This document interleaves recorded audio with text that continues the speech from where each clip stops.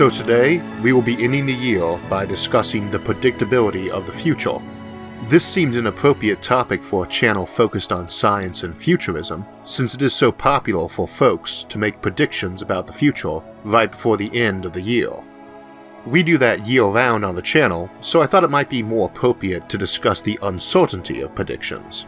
We have two key concepts I wanted to bring up in relation to this, though they are not our main focus themselves. The first is black swan theory and events, and the second is outside context problems, a pretty extreme form of black swan event. They are very similar in most regards, and both discuss not so much the unpredictability of the future, but rather the disruption caused by such events. I was considering also discussing Isaac Asimov's notion of psychohistory, of predicting the broad trends of future events, but I think we will save that for another time. Instead, after I introduce the concept, I'm going to discuss a few black swans we might see in terms of technology and some of the disruptions they might cause. We will start with explaining black swans. Black swan events is a concept that was coined by Nassim Nicholas Taleb in his 2007 book, The Black Swan, and I'll explain that in a moment. The name black swan has a simple derivation. Historically, all swans we saw were white, so we assume there were no black swans. The term black swan came to be one used to describe something non-existent. As you probably know, they do exist in Australia, and after being discovered, the term mutated to mean something you did not think existed, but in hindsight is not exactly surprising. There are tons of black birds, and no obvious tough hurdle to getting that mutation to your feather color, nor to survival. It is not a neon green glow-in-the-dark feather color, something that would seem an improbable mutation, and which would seem a hindrance to survival for any critter which wants to stay concealed. In hindsight, the existence of black swans seems incredibly obvious. It would not be surprising if they did not exist, but there is nothing surprising about their existence. This is the key concept of a black swan event. It has to match three criteria. First, it has to be unexpected. Not necessarily totally so, but it has to be hard to predict. Second, it has to have a major impact when it occurs, something that majorly changes civilization. Third, it has to be clear in hindsight.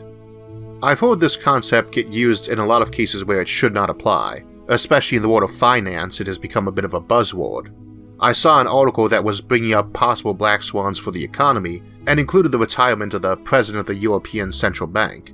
Since the current incumbent is almost 70 years old, I have difficulty imagining what is particularly unpredictable about the gentleman retiring. Needless to say, an actual black swan ought to be something that genuinely matches those criteria. Tons tend to be offered up which do not, or at best maybe scrape in as pretty surprising, having a fairly large impact, or being more obvious in hindsight. I tend to distrust a lot of the examples given from old history, politics, or warfare because folks tend to have blinders about recording such events accurately or viewing them without bias, and in any event, we are most interested in those relating to science and technology today anyway. So here are some examples of those relating to science and engineering. The Chernobyl, 3 Mile Island, and Fukushima nuclear accidents. The sinking of the Titanic. The Hindenburg disaster. I cite these ones as examples of both the heavy impact of computer, the internet, and cell phones are each often deemed black swans with obvious results, though I question how unpredictable any of those but the transistor was. The printing press, which allowed mass production of cheap books, probably did more to fuel the rise of modern science and technology than any other invention or scientific theory, by making knowledge so easy to access. Those effects were quite unpredictable, though both the result and the device itself are incredibly obvious and simple. In many respects, it is not the invention itself or the accident which interests us, but rather the unexpected effects. We will give more of those in a bit, but another old example would be the horse collar, a device invented quite a long time before it arrived in Europe, but that on doing so created a massive food surplus, which both allowed more people and allowed more of them to pick specialist professions rather than farming. It would be very reductionist to say that the rise of Europe to neo-global dominance in the centuries that followed was principally the result of the printing press or horse collar, but a strong argument could be made that it would not have occurred without both of those, and hard to argue that they were not major contributors to that. Interestingly, it is just that rise which leads into our main example of the next concept, via the conquistadors, the arguably more extreme form of Black Swan event called an outside context problem. An outside context problem, an OCP, is a good deal different than a Black Swan, but more in terms of degree. We get this term from Ian M. Banks' 1996 sci-fi novel Accession, published a decade before Black Swan, where it is commented on as follows. An outside context problem was the sort of thing most civilizations encountered just once, and which they tended to encounter rather in the same way a sentence encountered a full stop. The usual example given to illustrate an outside context problem was imagining you were a tribe on a largish, fertile island. You tamed the land, invented the wheel or riding or whatever, the neighbors were cooperative or enslaved, but at any rate peaceful, and you were busy raising temples to yourself with all your excess productive capacity you had. You were in a position of near absolute power and control which your hallowed ancestors could hardly have dreamed of, and the whole situation was just running along nicely like a canoe on wet grass, when suddenly this bristling lump of iron appears sailless and trailing steam in the bay, and these guys carrying long funny sticks come ashore and announce you've just been discovered. You are all subjects of the Emperor now, he's keen on presents called taxes, and these bright-eyed holy men would like a word with your priests. Now, such a thing according to us would not be an outside context problem. We would certainly be surprised if an alien ship arrived in orbit, but we certainly have a context for it. We have for generations now. It has been the subject of countless films, shows, and novels, and we will also have it as a subject next month. In this respect, the OCP is essentially a very extreme Black Swan, and I should note that neither has to be a bad thing. They can be excellent things overall, like the internet. They can also be entirely natural. I would not call an asteroid impact on Earth today an OCP, but it would probably be a Black Swan. Asteroid impacts are hardly unpredictable. In fact, we are very good at estimating their frequency these days. By looking at our own history and craters on the moon, we learned a lot. Loosely speaking, the diameter of a crater on the moon is inverse cube to the frequency of the craters of that size. There are 8 times as many 5-meter wide craters as 10-meter wide craters, and 8 times as many of those as 20-meter wide ones. For every 100-meter crater, there are 1,000 10-meter wide craters, as those are 1/10 the diameter, and 10 cubed is 1,000. So from this we know that kilometer-wide asteroids hit the Earth about twice in a million-year period. They don't hit every 500,000 years though. You could go several million years without one, then have a few hits in a period of just a few thousand years. One is as likely to hit next week as in any other week, and the odds are about 1 in 25 million that it should do so. Needless to say, next week's episode will probably be delayed should that occur. Also, needless to say, such an event would have a big impact on our civilization, in a very literal sense. It's hard to think of a true OCP because they have to be the sort of thing you never would expect, so the rise of a computer superintelligence would not qualify. The example of the mule from Isaac Asimov's Foundation series, the telepathic mutant who disrupted the predictive powers of psychohistory in that story, would be an OCP, I think. Amusingly, I do not think either aliens or computer superintelligence would qualify because scientists and risk managers consider those quite possible, whereas telepathic powers are considered possible by much of the population, but are not the sort of thing you'd expect to see the governments having contingency plans for. Ghosts, angels, or demons would similarly qualify. I don't know if most people believe in all three, but many do believe in one or more.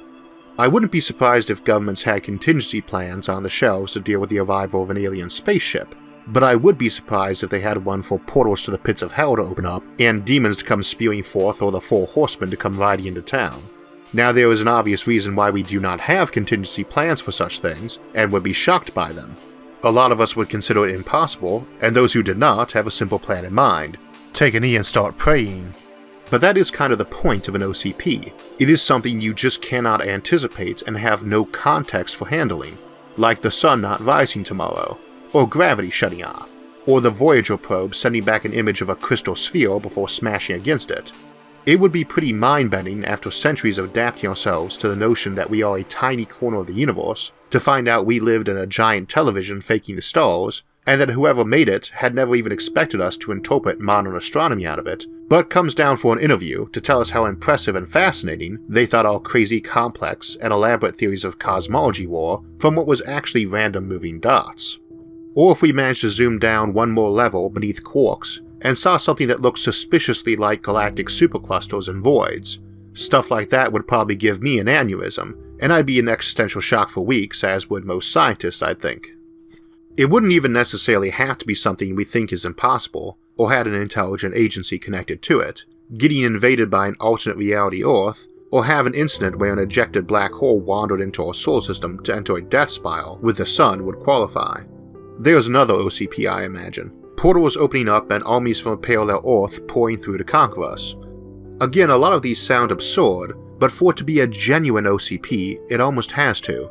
Godzilla is not going to come storming out of the oceans to terrorize Japan, and the graveyards are not going to erupt with undead and spew forth the zombie apocalypse.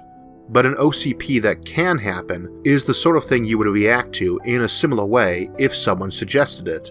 I simply have no context for the idea that all of a sudden a nearby mountain is going to open up a giant eyelid, look down at where we have drilled a tunnel through it for a freeway, and stand up to demand who the heck we are, how so many of us got here while it was taking its brief million-year nap, and where we get off cutting holes in him.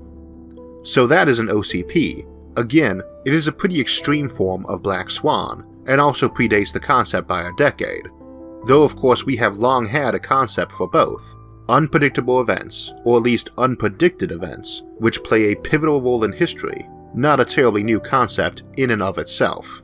Now let's go ahead and play the prediction game ourselves, and try to look at some technologies, ones we've discussed before, and consider some of the less obvious ways it might impact civilization, just to illustrate how stuff can sneak up on you.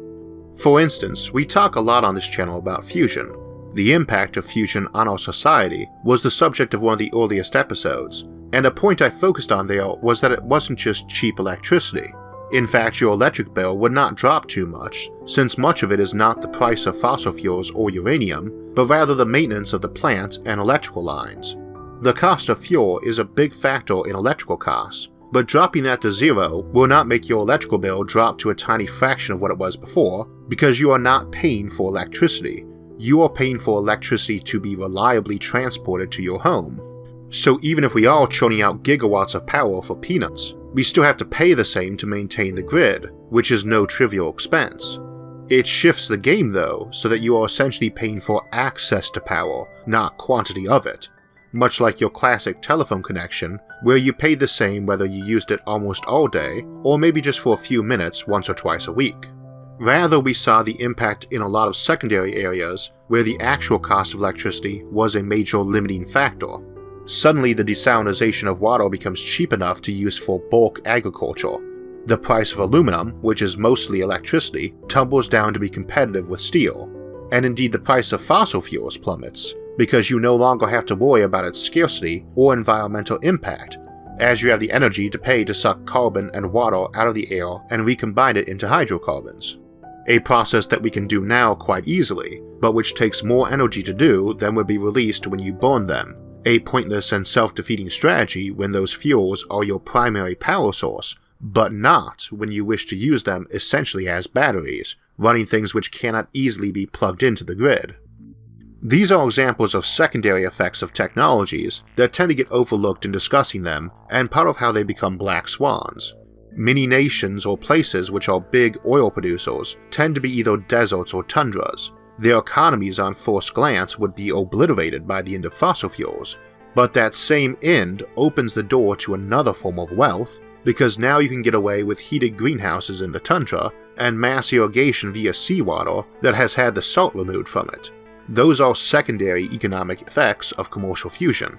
You could either have a total meltdown of the economy and society in big oil producers like that, or a sudden boom as Saudi Arabia becomes a major exporter of grains. A tertiary effect would be that it would be a booming business turning out aluminum and glass frames to make those tundra greenhouses, or the geoengineering industry, where you have to come up with strategies to minimize runoff from dumping trillions of liters of water onto deserts. Obviously, being able to see the possible options is best, but sometimes you cannot, which raises the idea of being robust against the unpredictable, typically by diversification of assets and industries when we are talking about economic unpredictability. But the same applies to warfare, for instance, and to evolution itself. This is one of the reasons why diversity is highly valuable, even if a given option seems flat out better than the other alternatives. The purpose of competition is often not to produce a single winner, but to produce several, each sharpened to their specific specialty. We do not want every athlete to compete to be a marathon champion. We need them to be spread out to mini games, and as a society, we are most robust when we are built for decathlons. This is how you prepare for when predictions do fall short, which they often do because of those secondary and tertiary effects, many of which are quite predictable even in foresight, and many of which are not, that tend to both take us off guard and result in the next overnight billionaire or boomtown. Many people did predict computers and cell phones and the internet and online purchases decently before they became regular household features. I do not remember anyone predicting things like Google for search engines, Microsoft for operating systems, or Facebook for social media. Not as these giant companies whose owners often have more wealth than some small nations. Just for fun, let's consider a few others we can partially predict for the next few generations. We contemplate space elevators as a very easy way to get into space. We forget that a minor modification and addition to them allows hyperfast transit around the planet's surface too. We consider face recognition software as a handy way to tag people in photos on Facebook, and we can see its value in law enforcement, and we worry about how it damages privacy. Yet that same technology could allow the automatic removal of anyone from an image, either by not allowing that image or video to be uploaded without their permission, or blurring them out of it. We consider how nice it would be to have cameras on us recording things so we can relive them years later, but ignore that same recognition software could be used to rapidly scan your recording for where you last left your car keys, or the meal you had at a restaurant that you really enjoyed the last time you were there so you can recall what it is to order it, or so that the software can analyze the image and tell you what the calorie content is, or analyze your entire last year of eating and tell you how many calories you had, or index and itemize every receipt you were handed. Forget that you can order groceries to be delivered 15 minutes later by drone if you are missing a key piece of a recipe. What about an app that analyzes every food item you have in your house right now by scanning the video of your memory or internal house cameras, and tells you what meals you have enjoyed before that you can make out of the available contents? Or can do one better and cross-match that against what you have eaten recently to highlight the ones with the right calories and nutrients for your next meal? How about an app that lets everyone in the room permitted access to their recording of pizza and quickly scans through for the shared mutual toppings everyone enjoys?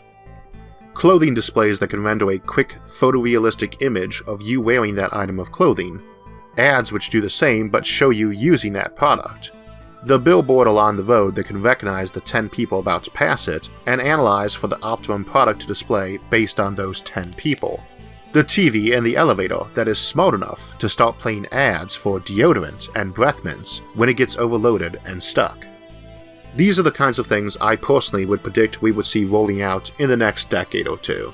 Not just those labor-saving devices like a robot that can mow your lawn for you, but tedium-saving devices that can do your paperwork for you, and anticipatory devices that monitor you, notice you're sleepy, and ask if you want a cup of coffee. The phone that knows you are asleep or in a meeting and will only ring for emergencies as you previously defined them. Not the sign at the library telling you to mute your phone, but the signal in the library that tells those phones only to ring for emergencies, and which you can tell to ignore such suggestions. Are things like that black swans? Some probably are, because while we can call cell phones black swans, when in fact they were entirely predicted, what we didn't predict is the change to cultural norms and behaviors that accompanied them. Our interest today is not in making predictions. There are plenty of those out there, and I've never considered myself much more accurate at making them than you would get just using tea leaves or a Ouija board. Partially, we are trying to emphasize just how hard it is to foresee a lot of this stuff, and why we shouldn't trust a lot of predictions we often see in futurism, because often our sense of logic blinds us. It is very easy to just say, of course X will happen, and get a bit myopic about the future. This channel is not, and never really has been, about making predictions about the future. We tend to focus more on examining common staples of futurism and science fiction, and asking if they actually make much sense on inspection, or if the entire concept may be resting on an assumption that is fundamentally flawed and kills the entire concept. To make your civilization robust against the sorts of disruptions even positive black swans can bring, you have to be constantly questioning your basic assumptions about future predictions. We see this a lot when discussing space colonization, how the assumption of having faster-than-light travel one day, or settling people onto other planets, tends to blind us to the much more probable path into the future that we will tend to build our habitats, not tweak existing ones. We do not go hunting for new caves to live in, then spruce them up to be nicer. We build caves where we want them instead. We also see it a lot with the Fermi paradox when people try to explain away the Great Silence in terms of their preconceptions of how aliens ought to behave. And that's something we will be looking at more next year, alien civilizations.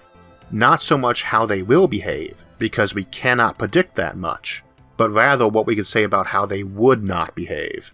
This will feed into our first two topics for next year, the major black swan and possible full-blown OCP of a first contact situation with an alien civilization. We will get to that in 2 weeks, but first, for next week, we are going to go through and look at a lot of the common themes we see in discussion of alien civilizations, and ask ourselves if those actually make much sense, or could be viewed as misconceptions, or even just flat out silly. Like the notion that aliens would want to enslave humans or eat us, or many others that just don't make sense at all and imply the aliens are just flat out stupid. We will try to clear away some of the science fiction clutter about those so that we can go on the next week to ask ourselves about a first contact situation, and then throughout the next year we will visit the topic of possible alien civilizations some more. That will close us out for the year though, year 2, which has been an interesting one. The channel went from being a small one with about 1,000 subscribers and about a dozen episodes made every other month or so, to one with about 30,000 subscribers and weekly episodes. The first video of 2016, Moon-Based Concepts, didn't even come out till February, but the next video at the end of the month began our weekly cycle, and I never thought I'd be able to keep up that rate of production, but now it feels pretty natural and the quality has continued to rise. A lot of that is thanks to the channel's supporters on Patreon, whose generous donations have helped to keep the channel going and improving. I cannot properly express my gratitude to those folks enough, and if you'd like to join them, there's a link to the channel's Patreon account in the episode description, and you can also donate via the channel's website. Speaking of that website, I want to thank Louis, our webmaster, for all the time he's volunteered creating and maintaining that, and also Jacob Greiger, who creates all the excellent cover art and thumbnails for the channel, and the mods and admins over the channel's Facebook and Reddit groups, Science and Futurism with Isaac Arthur, and also the members there who have been helping me come up with topics and often helping me edit the scripts themselves. At the beginning of the year, this was entirely a one-man show, and it definitely shows in the quality, and hopefully that quality will keep rising in year 3. So next week will be Stupid Aliens, followed by First Contact. Don't forget to subscribe to the channel for alerts when those and other episodes come out, and if you enjoyed the episode, please like it and share it with others. Until next time, thanks for watching, have a great day, and have a great year.